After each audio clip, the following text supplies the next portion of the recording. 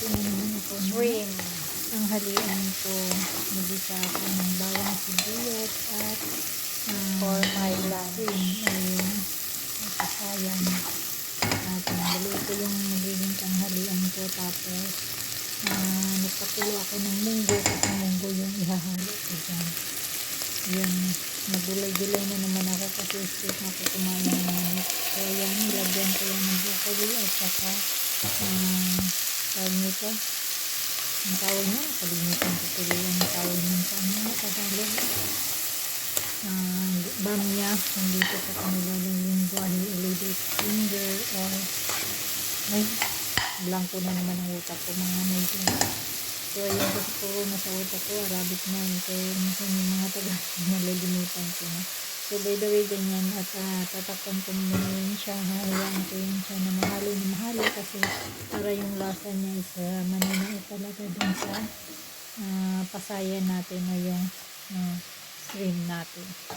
So yan ang magiging tanghalian ko. Inuna ko yan niluto kasi susunod ko yung iluto yung tanghalian ng dalawang alaga ko kasi dalawa lang naman yung alaga ko muna dito. So yun, nagpakulo na ako kanina ng munggo kasi munggo yung ihahalo ko. So halo-halo lang natin para ma-absorb yung lasa ng pasayan dun sa mga gulay-gulay natin. So ganun lang kasimple. Tapos ayan na guys, ilalagay ko na yung nilaga na munggo ko. Pinakuluan ko na kanina. Pinalambot ko na para mas madali yung luto ko. So ayan, ihahalo lang natin yan. Tapos halukay-halukayin natin yan. Ayan. Ganun lang siya kasimple. Tapos lalagyan ko yan mamaya ng repolyo para may kunting dahon-dahon naman siya. So ganun lang siya kasimple guys. Lamang tiyan na yan. Kasi may nakita pa naman akong kunti na gulay-gulay. So hinalo ko. Tsaka may munggo na kunti. So ayan, kasya na yan sa akin.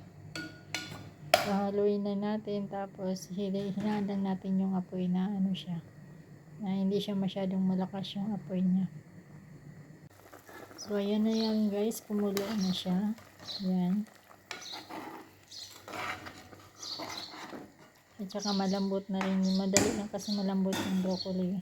At saka yung ano, tawag nito, yung isang gulay. So ang gagawin ko is lalagyan ko na siya ng repolyo para may medyo makulay-kulay naman yung niluto natin na gulay. Kasi yan lang nakita ko na ano tira na to, matagal na to, hindi naman nasira kaya ihahalo ko na. Ayan.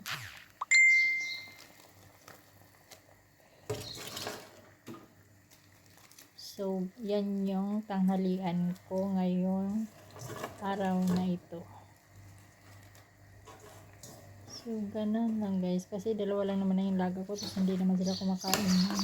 So, kaya nisipan ko magluto ng ganyan. Kasi yung niluto ko sa kanila ngayon is pasaya na garlic. So, sabi ko, wala akong ulam. So, nagluto. Kita ko ng gulay. Kaya yan, niluto ko na lang. So, halukayin natin to. By the way, nilagyan ko na pala yan ng asin tsaka paminta na durog para ano, hindi ko lang na video kanina pero nilagyan ko na yan siya. So ang gagawin natin is pakuluin natin ng isang kulo lang, tapos ayun, tapos na yan. So ayan natin, wag masyado na asin, lutong-luto yung dahon kasi pangit naman. So ayan, tinakpan ko na, pakuluin natin konti. Ayan na, luto na yung lunch ko. Kain na tayo guys. Ayan. Yay! Tanghalian ko for today. Busog na naman si Inday. Ay, lunch. Miss Chow, kasi kahapon wala akong ulam. Kasi tinamad ako magluto. Tapos may itlog naman ko. Panay na lang kasi ng itlog. So yun guys, kain tayo guys.